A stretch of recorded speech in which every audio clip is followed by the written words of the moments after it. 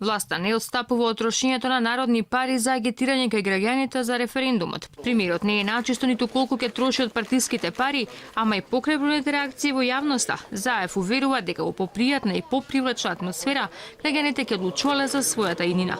Од друга страна, пак доколку референдумското прашање не добие поддршка од граѓаните, Зоран Заев и неговата влада ќе бидат целосно делегитимирани, порачува првиот човек на ВМРО ДПМН Христијан Мицкоски во интервју за Алфа.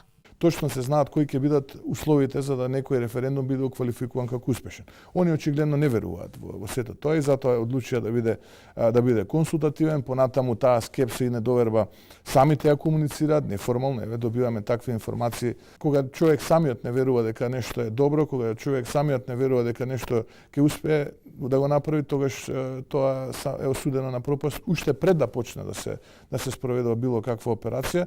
Мене ми изгледаат овие луѓе од владата на СДСМ, пред се мислам на тие два тројца кои што осамени останаа да го бранат ова што го приредија на Македонија и на македонскиот народ, дека и самите тие не веруваат дека македонскиот народ позитивно ќе се односно мнозинството од македонскиот народ позитивно ќе се изрази. И покрај повикот на лидерот на опозицијата, парите наместо за убедување на граѓаните да се пренаменат за потребите на народот, претениците од власта на големо преку изјави агитираат кај нив, уверувајќи за придобивките од членството во ЕУ и НАТО.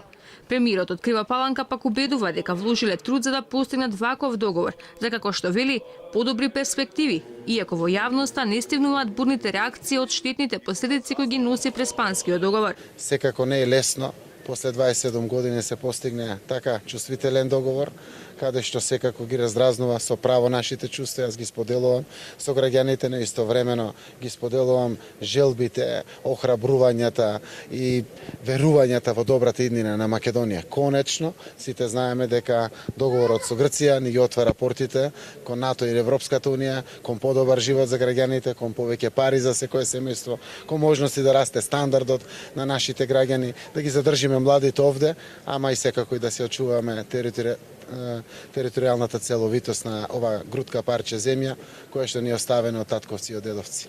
Но паралелно и владата ќе си води своја кампања, за која само за промоција и убедување ќе потроши 400.000 денари народни пари само на социјалните мрежи.